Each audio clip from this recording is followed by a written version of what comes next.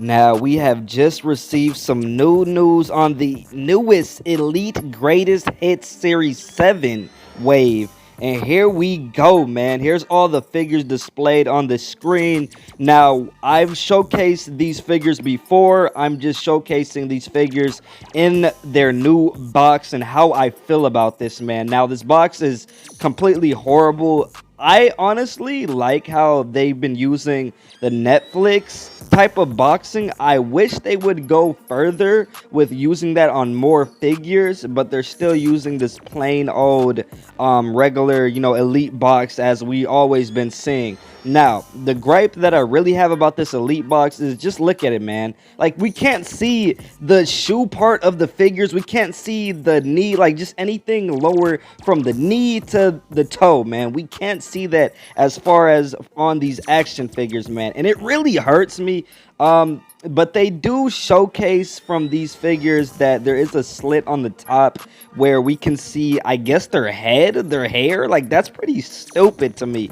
I'm sorry. I don't know why they rather show us the top of an action figure's head rather than their toe and feet mold. It just doesn't make sense to me.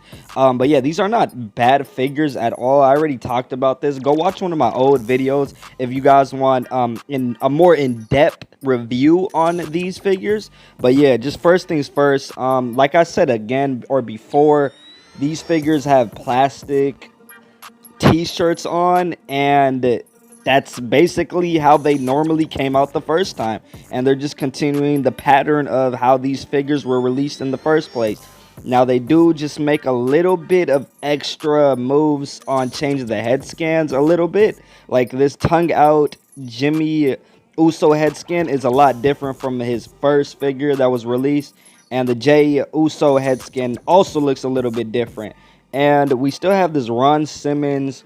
He actually really doesn't look that bad as far as this image and in the packaging right here. But if you were to take this figure out of the box, I talked about it before, like that head is just way too tiny, man. It's way too small. Like, it just doesn't look right. It doesn't, I mean, the packaging, you can't really tell. They did a good job about hiding that. But yeah, that just, he looks like Snoop Dogg a little bit too. Like, this figure is, I don't know, it's a little off to me.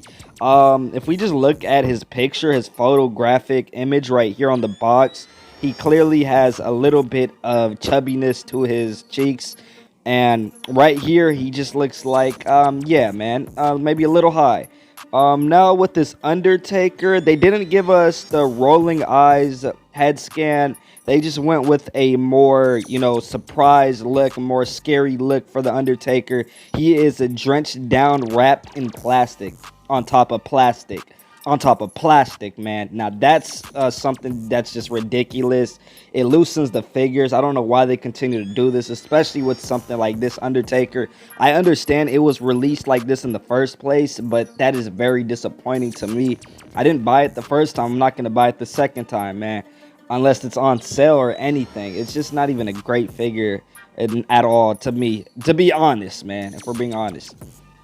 Now we also have a image of Rey Mysterio in the packaging as well. New greatest hits. And yeah, it's a cool figure, man. I don't really have nothing bad to say about this. I like it a lot. I did talk about his hands being a little bit too big as far as his open hands. And then his fisted hands, they just make really tiny. I don't know. Actually, no, those are perfect for Rey Mysterio. Just his open hands are actually just terrible. They look way too big. They look like Great Khali hands painted blue. Don't know why they went with that. Now we also have Batista as well. Like I said, the packaging is awful. We can't see too much from this packaging. They want us to see the top of the figure's heads, which doesn't make any sense to me at all. This is not a bad figure at all. That's pretty cool. The Seth Rollins is going to come with a table. I am seeing in the back. And he kind of looks like grew a little bit from Despicable Me.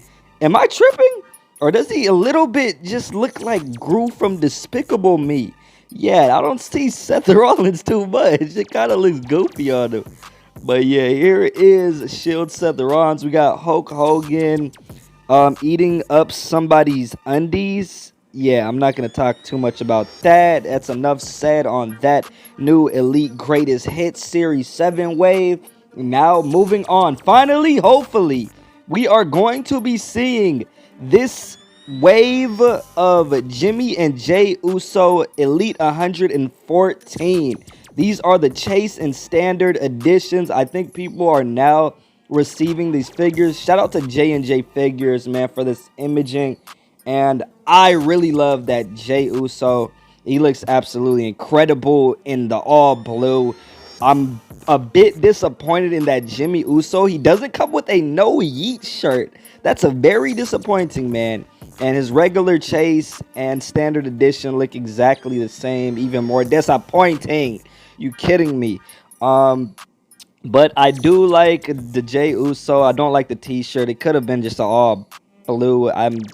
He didn't wear white, so I don't know why they went with that in the first place. And here's just more images, ongoing images. These are just the figures in the packaging. A lot of figures in the packaging, man. Oh my goodness, I'm about to get copyright. I'm definitely taking that out of the video, man. Also, now hitting in Target, we are going to be seeing Series 25 of the Legends Wave. Justin Hector Brenshaw is actually being spotted out in public. Shout out to the Fig on Instagram, man.